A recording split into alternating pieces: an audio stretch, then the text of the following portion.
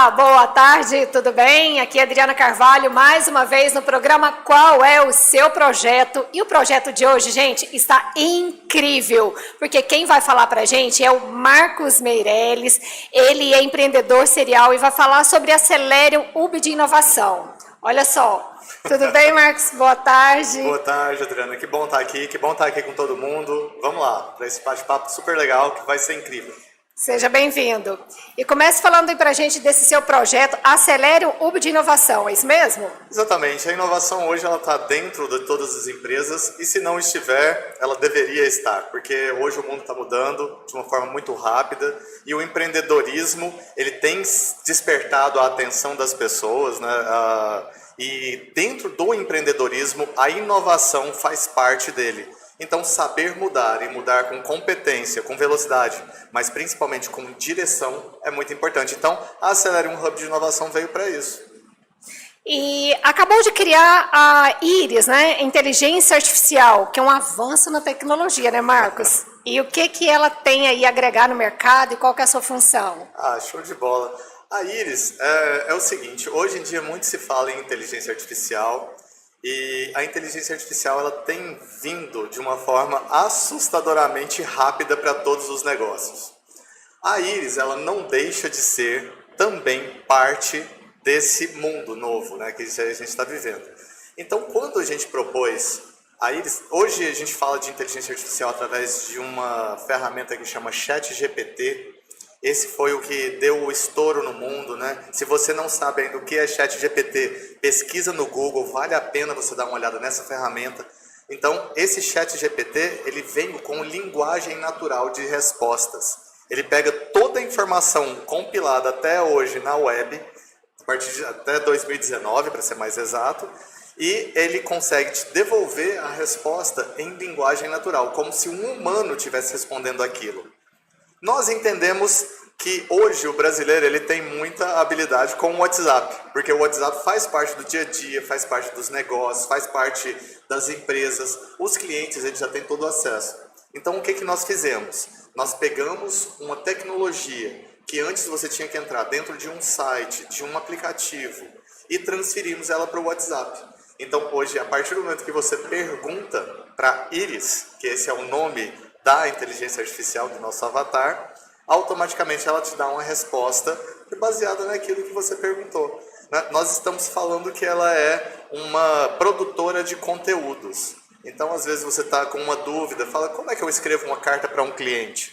Então, você basta perguntar no WhatsApp, Iris, crie uma carta para um cliente muito especial, e aí ela vai em pouquíssimos segundos te retornar esse texto, uma forma que parece que você mesmo fez aquilo. É impressionante, vale muito a pena ver essa nova tecnologia. Enquanto você está aqui, por exemplo, ela está lá fazendo o seu trabalho, é bem criativo e inovador, né? Com certeza. A Iris, na verdade, ela é uma IA, né? Uma inteligência artificial de perguntas e respostas. Então, ela vai ser criativa e inovadora desde que a pessoa pergunte algo para ela ser criativa e inovadora.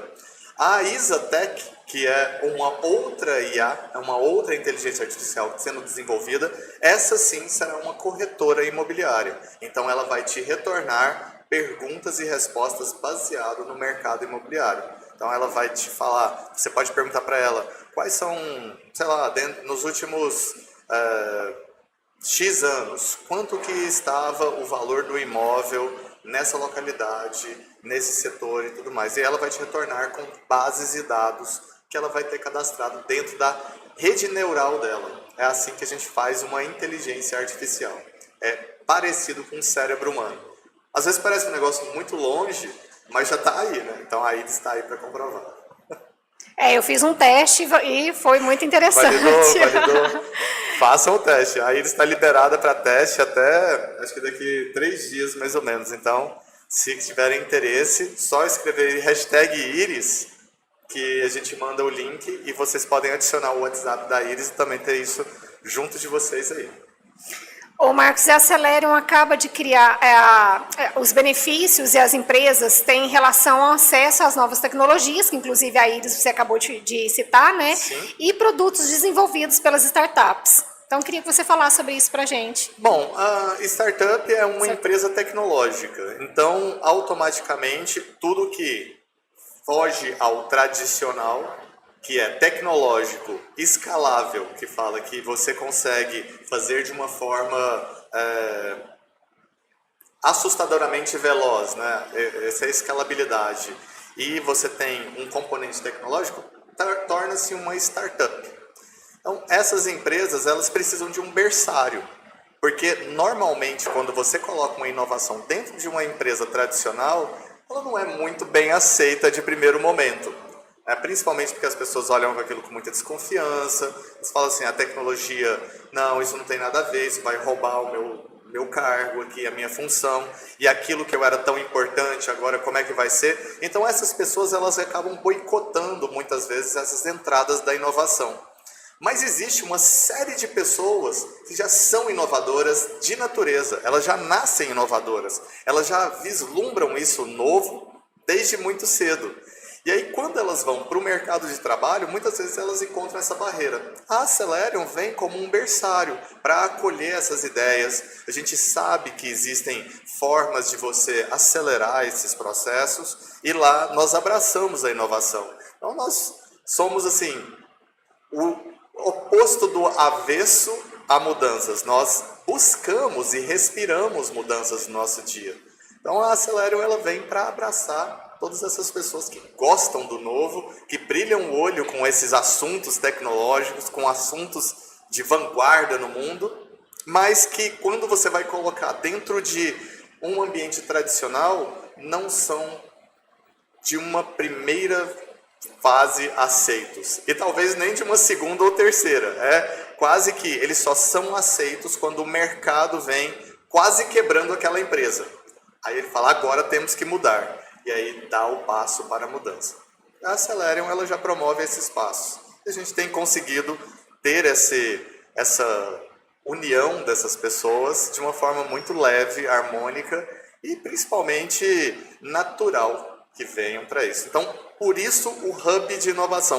Hub é um lugar onde as pessoas se conectam. Então, é isso que a Celerium vem para fazer. E de diversas áreas, né? Sem dúvida. Vários segmentos. Sem dúvida, porque a inovação ela tem que vir de fomentos de áreas diferentes, senão ela se torna uma bolha. Se você faz uma inovação só naquilo que você vive, possivelmente você não vai ter uma oxigenação mais holística daquele ponto.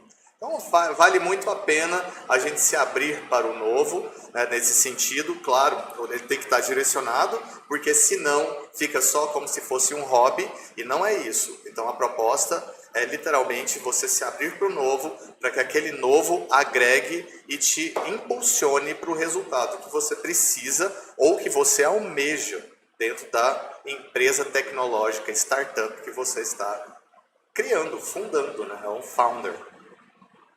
E quais os benefícios e as empresas têm em relação às novas tecnologias? É o que nós falamos agora.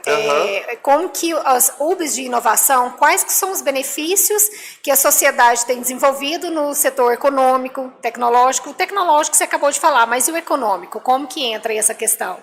Bom, antigamente a gente tinha assim, que as pessoas que eram os nossos competidores, vamos falar, os nossos concorrentes, eles estavam no mesmo quarteirão. Depois se expandiu para o mesmo bairro. Depois se expandiu para a mesma cidade. Aí depois a gente começou a falar em pessoas do estado, que eram concorrência. Por quê? Porque a tecnologia e o acesso às informações, e principalmente a comunicação, despacho, correios, essas coisas assim, foram ficando mais fáceis. Se a gente for pegar hoje em dia, essa vertente ela está globalizada. Então, hoje, as empresas daqui, elas não concorrem com as empresas brasileiras, elas estão concorrendo com outras empresas de outros mundos, de outros níveis. Então, quando nós falamos sobre empresas, sobre empreendedorismo, Se a gente não tiver numa escala global, se a gente não entender que essa escala global é o que vai fazer esse negócio prosperar, possivelmente a gente não vai entender que é a tecnologia que vai ter que estar envolvida. Mas se a gente entender que é a escala global que prospera, automaticamente a tecnologia ela é ferramenta para isso. Então, a inovação ela vem com também ferramentas tecnológicas. Mas a inovação não significa que é necessariamente tecnologia. São formas diferentes de fazer uma mesma coisa que se torna um processo mais simples para que o cliente possa entender melhor aquele serviço ou produto que você está oferecendo. Você falou que são formas diferentes. Quais as formas, quais que você citaria como principais? Então, a inovação é o seguinte, eu acho que a gente pode começar talvez na forma mais básica que existe, a descoberta do fogo. Não é tecnológico, mas aquilo foi uma inovação gigante. Não é? Você passou automaticamente a poder cozinhar a carne, passou possivelmente a ter menos doenças transmitidas ali por causa do cozimento dela. Então, quando a gente fala de inovação e tecnologia, a tecnologia ela também é algo que não é computacional. Então, essas formas de inovar, isso também faz parte. Então, um negócio, por exemplo, às vezes você colocar um formulário online, isso já é uma inovação. Então, nós, como aceleradores da inovação, vamos dizer, nesse sentido, nós podemos ter acesso a ferramentas que são ou tecnológicas ou práticas para fazer com que você atenda mais clientes, para fazer com que os seus negócios prosperem mais, no sentido de conseguir reverberar mais para as pessoas, conseguir que mais pessoas abracem essas ideias. A sua ideia, a ideia do seu negócio, né, claro. E junta com a ideia do outro também, né? Sem dúvida. Marcos, a Acelero UP de inovação, ele tem impactado também vários setores, inclusive o imobiliário. E você também é corretor de imóveis, né? Segue tem esse A3, esse segmento imobiliário. Como que foi assim, a junção dessas duas? Uma coisa complementa a outra? Sem dúvida. Foi boa pergunta essa, porque, em verdade, quando eu iniciei no mercado imobiliário, ele é o meu mercado de base, de origem.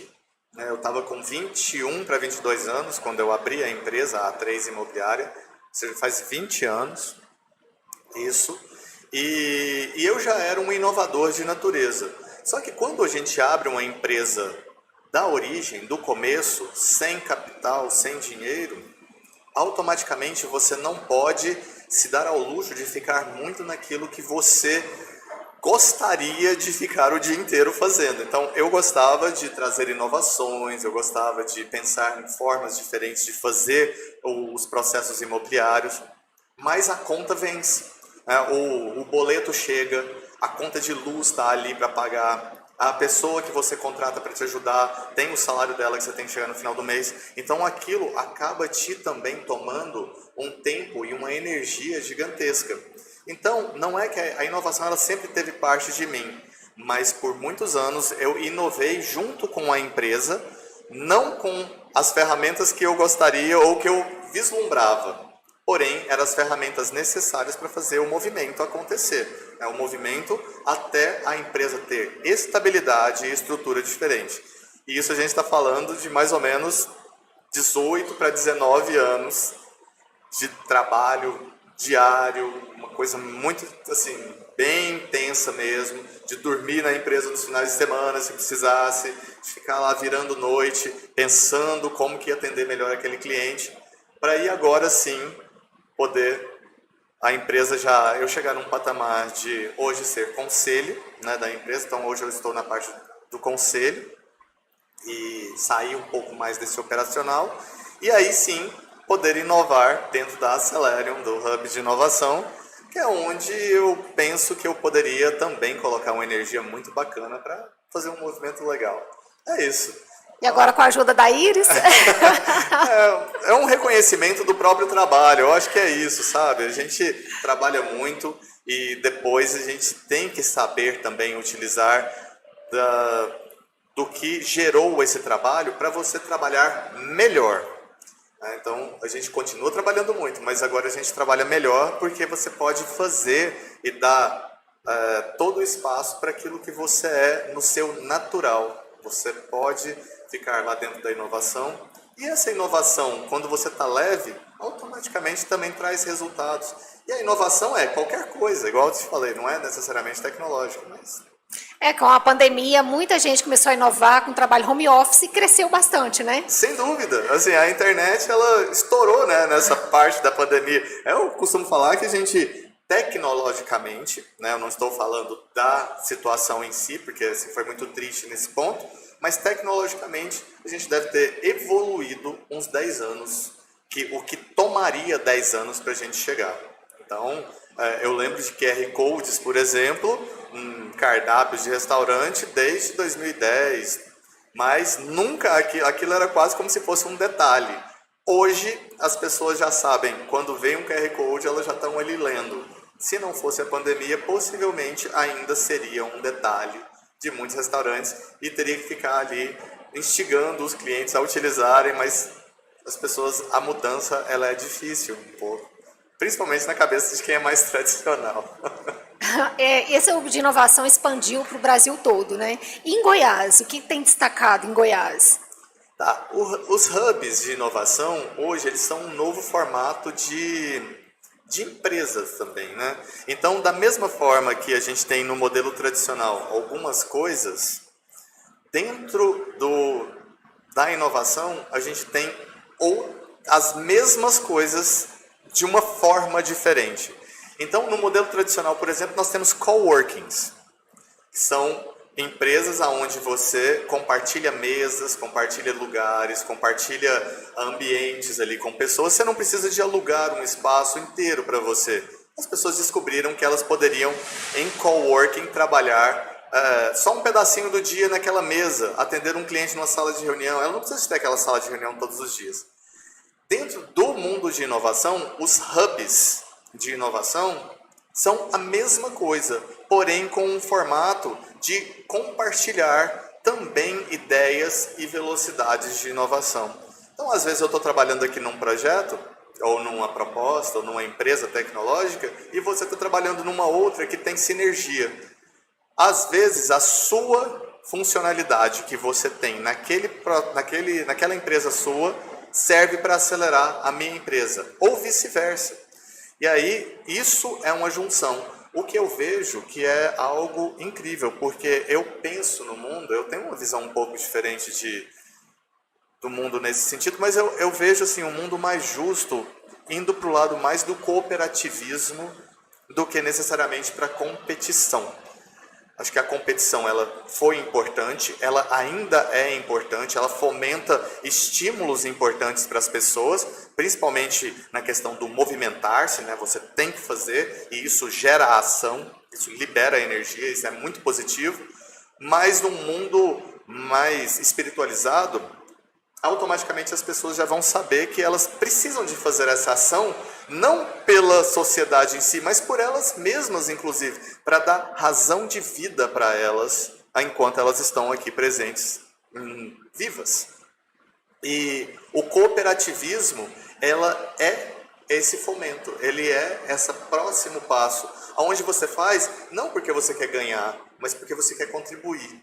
E você pode contribuir com os outros contribuindo para si mesmo, ou pode contribuir para si mesmo contribuindo com os outros. Esse é uma relação saudável de uma sociedade. Para mim, os hubs de inovação, eles deveriam, né, se não, pelo menos os que eu conheço, eles vão nessa linha, mas se não forem, eles deveriam todos prezarem por esse lado do cooperativismo, aonde um alinha com o outro para a gente construir uma sociedade, empresas, parceiros cada vez mais justos, mais integrados, mais fiéis, mais equilibrados, onde o protagonismo ele pode ser dividido e distribuído para as pessoas, sem medo de perder, sem medo de achar que vai tirar ou vai faltar. É abundante, tudo é abundante. As ideias são abundantes, dinheiro é abundante, processos são abundantes, trabalho é abundante, recursos para fazer as coisas são abundantes. Se a gente souber distribuir eles, com certeza vai. Mas a distribuição ela tem que ser de forma justa. Ela não pode ser uma forma forçada. Todos têm que se sentir bem com aquilo. Quem está distribuindo tem que se sentir participante também da construção. Porque senão você desequilibra as rodas. E aí cai nessas polaridades horrendas que a gente tem por aí. E as empresas que ainda não ingressaram na startup, quer conhecer, às vezes não tem esse conhecimento, como que elas fazem para agregar e para inserir nesse mercado? Bom, isso é uma pergunta interessante, porque eu penso que uma empresa... Principalmente as microempresas, né, que tem muito a crescer. Uma empresa, normalmente, eu posso falar isso de carteirinha, né, porque, na verdade, eu tenho algumas e sou sócio de outras. Mas elas normalmente tomam uma tendência de ser parecidas com os donos. Então, vai muito da cabeça das pessoas que estão à frente da empresa levar para esse lado. Se os donos já tiverem essa vibe de abertura para a inovação, automaticamente esses hubs eles vão aparecer dentro do radar. Eu acredito muito em frequência. Então, eu acredito muito em sintonia das coisas. Você está, de repente, conversando com uma pessoa, ela comenta sobre aquilo. A pessoa está ouvindo esse podcast aqui na rádio, não é por acaso. Na minha visão, sempre foi assim. Você tem um tempo que teve que acontecer várias coisas para você estar aqui ouvindo esse podcast agora. Então, essa frequência é o que eu falo que levam as pessoas para a inovação. A partir do momento que a pessoa tem essa abertura para o novo, a inovação está em todos os lugares. Os hubs, eles são para todo mundo. Então, basta entrar no Sebrae. O Sebrae ele tem programas de inovação muito bacanas, lá, muito bacanas mesmo. As pessoas da frente são incríveis. Dentro do Estado, nós temos...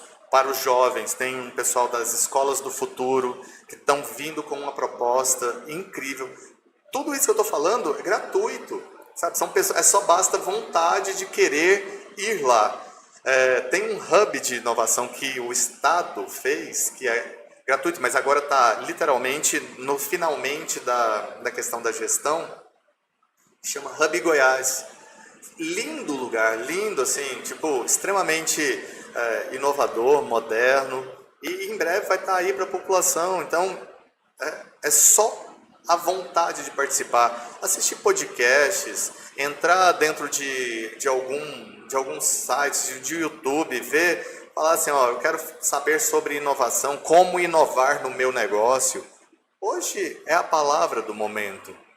Por um tempo foi empreendedorismo a palavra do momento. Hoje, também está agregando inovação à palavra do momento e mais do que isso, está agregando a inteligência artificial. Mas a inteligência artificial, ela está também dentro da inovação, que está dentro do empreendedorismo, que está dentro da vida, né? Não estou falando de empreendedorismo de empresa, estou falando de você empreender uma vida ativa. Marcos, tem aqui a pergunta da Camila. Camila é de São Paulo. E ela diz o seguinte, eu sou uma entusiasta da tecnologia e estou pensando em iniciar minha própria startup. Como você lida com a incerteza e os desafios de empreender nesse setor altamente competitivo? E quais dicas você pode compartilhar com quem está começando nessa jornada? Perfeito, Camila, obrigado pela pergunta. Eu penso que é o seguinte... O empreendedorismo, ele já é de risco natural, mas tudo que a gente vai fazer na vida tem um risco. Então, você também entrar numa CLT tem o risco. Você mudar de país para procurar um desafio diferente também tem um risco. Você entrar num relacionamento tem um risco. Tudo envolve risco. Mas quando a gente faz algo que a nossa natureza já abraça aquilo como algo leve, pode ter certeza, o risco vai continuar, mas a gente vai ter mais gás, mais ânimo, mais vontade de vencer o passo a passo das coisas. Todos os dias tem alguma coisa para você desenrolar. Não adianta você pensar que é algo que é leve, assim, leve no sentido de vou deitar aqui e tudo vai se resolver. Não. Quando a gente está, inclusive, estruturado, você tem que lidar com sócios, você tem que lidar com novos processos, pessoas que mudam, governo que muda, uma coisa ou outra. Isso sempre vai acontecer. Então, assim, se você estiver dentro daquilo que você acredita, eu penso que esse é o melhor caminho. Talvez seja até uma coisa meio clichê falar isso, mas é o que eu acredito de fato. Quando a gente está dentro de algo que a gente acredita que está fazendo o bem para a humanidade, pode ter certeza absoluta que isso vai reverberar positivamente dentro da sua empresa, dentro do seu empreendimento e, mais do que isso, no relacionamento que você tem ao redor. E aí é esse relacionamento que vai te dando força também. Obrigada aí, Camila, pela sua participação. E o Lucas, de Florianópolis, Santa Catarina, diz o seguinte: Meirelles, tenho uma ideia inovadora para uma startup, mas tenho dificuldades em conseguir investidores para tirá-lo do papel. Como você conquistou o apoio financeiro necessário para impulsionar seus empreendimentos? Quais estratégias você recomenda para atrair investidores? Tá. Bom, se você tem a ideia e você está precisando de ir atrás de investidor para tirar essa ideia do papel, reduza um pouco essa ideia e faça a ideia por si só. Eu, no meu caso, eu trabalhei durante muitos anos para hoje conseguir ser a pessoa que banca a ideia que eu quero. Mas é claro que, como todo empreendedor, e que você com certeza é, senão você não conseguiria nem fazer uma pergunta nesse nível, você sabe que você pode sim diminuir o tamanho da ideia para criar um modelo. E aí sim apresentar para as pessoas para ver se elas querem de fato comprar aquilo.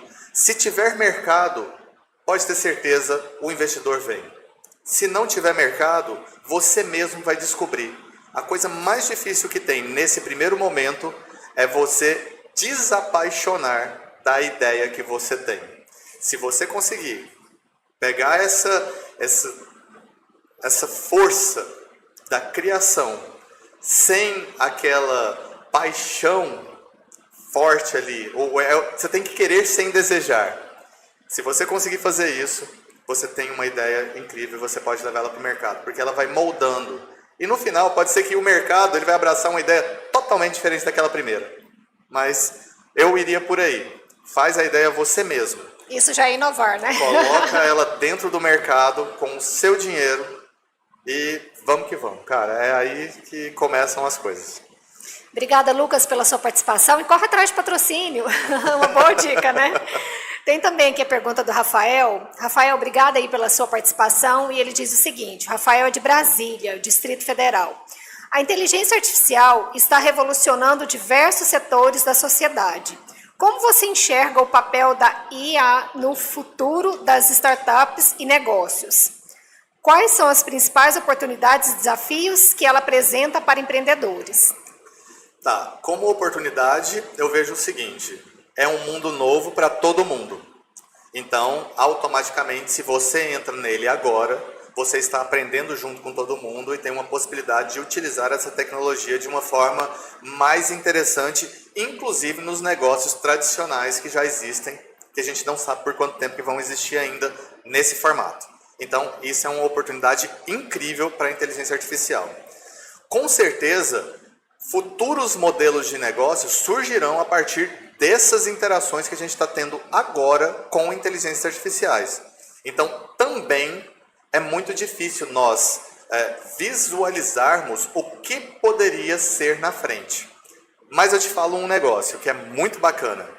Se a gente, e eu vou me incluir no meio dessa pergunta, dessa resposta, porque é importante para que todos nós saibamos fazer isso. Se a gente conseguir ter um espírito maleável e que entender que mudanças são processos bacanas e naturais, pode ter certeza que a gente vai saber aproveitar muito melhor as tecnologias que estão vindo. Não pense que é só inteligência artificial. Estão vindo outras coisas muito, muito disruptivas por aí. A inteligência artificial, junto com o metaverso, que é uma outra palavra que nós não falamos aqui, elas vão sim mudar a forma como nós nos comunicamos, como nós compramos, como nós entendemos e como nós criamos as próximas empresas, os nossos próximos empreendimentos. Isso eu também estou querendo ver isso bastante, mas eu participo desse mundo dessa forma. Obrigado pela pergunta. Você falou do metaverso, fala um pouquinho para a gente sobre ele, antes da gente passar para a próxima pergunta. Perfeito. O metaverso, ele é uma realidade paralela à nossa. Então você tem dentro de um metaverso um gêmeo digital. Você pode ter uma casa que é um gêmeo digital, você pode ter uma pessoa que é um gêmeo digital, e esses gêmeos digitais, ele interagem num mundo paralelo ao nosso, que hoje com óculos de realidade virtual nós conseguimos entrar. Então, por exemplo, eu poderia estar lá no Japão, você está aqui, nós entrarmos nessa sala de podcast de uma forma virtual, eu estar com todos os 5 sentidos aqui dentro, você também estar com 5 sentidos aqui dentro, num óculos digital, e nós interagirmos dentro dessa sala, no mundo digital, passando a emoção e sentindo e expressando tudo aquilo. Esse é o metaverso. Então, isso eu estou falando de uma das possibilidades, mas outra possibilidade que o metaverso, e essa sim, eu vejo que é impactante de positivo, que a gente poderia ver nos próximos... Já existe, mas acho que de uma forma mais disseminada. Talvez estudantes de medicina conseguirem entrar dentro da corrente sanguínea do corpo e conseguir vislumbrar ou visualizar o percorrer do sangue dentro do corpo para conseguir estudar melhor o processo do coração. Então, de uma forma educacional, a gente poderia também ter isso. E uma outra, só para falar do metaverso, que essa eu experimentei, o Sebrae teve... Eu acho que agora o Sebrae possivelmente vai levar ela de novo, essa experiência, na Campus Party de Brasília, que é um evento tecnológico, que vai ter uma agora em Goiás, que ela levou o óculos e você tinha a possibilidade de estar ali vislumbrando como se você estivesse numa estação espacial. E aí você via a Terra, você via a estação espacial e é impressionante como você se sente dentro daquele ambiente. É muito legal. Muito interessante, né? Muito legal. Marcos, tem aqui a pergunta do André, ele é do Rio de Janeiro e ele diz o seguinte: Meirelles, como empreendedor em série, você deve estar sempre em busca de novas oportunidades. Poderia compartilhar conosco alguma história em que identificou uma demanda não atendida pelo mercado e teve sucesso ao criar um produto ou serviço inovador para superá-lo, para supri-lo? Tá, assim, várias... a primeira que eu posso citar aqui, isso já aconteceu, foi o contrato digital, que hoje já é super bem, assim, bem recebido pelas pessoas, mas que no ano de 2012... eu tive numa feira nos Estados Unidos e aí lá eu vi pela primeira vez eles começarem com essa plataforma de contrato digital. E aí eu queria trazer para cá, mas ainda era muito cedo. As pessoas não abraçaram a ideia. Como eu te disse, uma inovação dentro de uma empresa tradicional, mesmo que ela seja sua, pode ter certeza que ela não é fácil de ser implementada. Até porque, quando a empresa vai crescendo um pouco mais, ela deixa de ser sua e passa a ser dos colaboradores, porque ela é o time. E aí o contrato digital, ele teve que esperar vir um grande player para cá, né, o Quinto Andar, que é um case de sucesso no Brasil. E aí ele implementando isso, a gente conseguiu fazer com que rodasse muito rápido. Isso foi E aí a gente trouxe para cá, né, para Goiânia, como a primeira, como a pioneira no contrato digital, a empresa A3 Imobiliária. Agora, ultimamente eu tenho visto que é a Isatec, porque a gente não está assim, por mais que a gente tente, a gente não consegue atender clientes meia-noite, 2 horas da manhã, no sábado à tarde ali. Então, e as pessoas têm essas demandas nessas horas. Então, a Isatec, ela é uma inteligência artificial que vem, porque ela é uma corretora que vai atender as pessoas 24 horas, 7 horas, 24 horas por dia, 7 dias por semana. E é isso daí, é o próximo passo da tecnologia que está vindo para disruptar. Obrigada aí pela sua participação, André. Obrigada também, Daniel, de Manaus, Amazonas. E ele diz o seguinte: acredito que a colaboração e parcerias estratégicas são essenciais para o sucesso de uma startup. Como você identifica e estabelece parcerias que impulsionam seus negócios? Poderia compartilhar algumas histórias de parceria bem-sucedida e como ela contribui para o crescimento de sua empresa? Com certeza. Parcerias, na verdade, são o que dão a sustentabilidade para uma empresa. Porque é muito difícil nascer um outro Silvio Santos. Eu posso falar dele aqui, que é um case de sucesso extremamente conhecido. Enfim, eu sou fã daquele cara, porque ele consegue, em uma pessoa só, reunir vários atributos e qualidades e características que fazem grandes empreendedores acontecer. Mas para surgir uma pessoa dessa, é muito difícil. Surgir um Pelé é muito difícil. Surgir um outro Michael Phelps, enfim, são pessoas e personalidades que realmente são muito fora da curva. Mas as parcerias, elas são interessantes desde que elas componham a mesma índole, ou seja, a mesma visão. Se vocês tiverem uma visão igual, similar, para a mesma direção, e tiver habilidades complementares, vale muito a pena você estruturar. E as habilidades complementares não significa que você vai olhar a outra pessoa e vai ver o que ela tem de bom. Não, faz muito mais sentido se você olhar para você mesmo e ver o que você tem de bom para levar para dentro da parceria. Porque aí, automaticamente, as pessoas se complementam. Quando a gente sabe o que é a nossa vibe, qual que é a nossa função, a gente fica feliz de estar executando ela dentro da parceria. E aí para de olhar para o outro, que é onde a maioria das parcerias acaba. É quando você acha que o outro está fazendo de menos ou está fazendo alguma coisa que não tem nada a ver com aquela sua índole. Então, procure índoles similares que compartilhem uma visão comum e habilidades complementares. Principalmente no que tange a você conhecer as suas próprias habilidades, para você saber o que você vai levar para a mesa. Marcos, tem aqui a pergunta do Eduardo, de Porto Alegre, Rio Grande do Sul. Eduardo, obrigada aí pela sua participação, um abraço para você. Ele diz o seguinte: como empreendedor no setor de tecnologia, você provavelmente está sempre atendendo às inovações. Poderia compartilhar conosco alguma tecnologia emergente que você acredita ter potencial de impacto significativo nos próximos anos e como ela pode influenciar os negócios e a sociedade? Bom, com certeza eu vou falar de novo de inteligência artificial. Eu tive agora realmente numa feira, num evento que chama Web Summit, no Rio de Janeiro, e ele é o maior evento de tecnologia do mundo, inovação e tecnologia do mundo.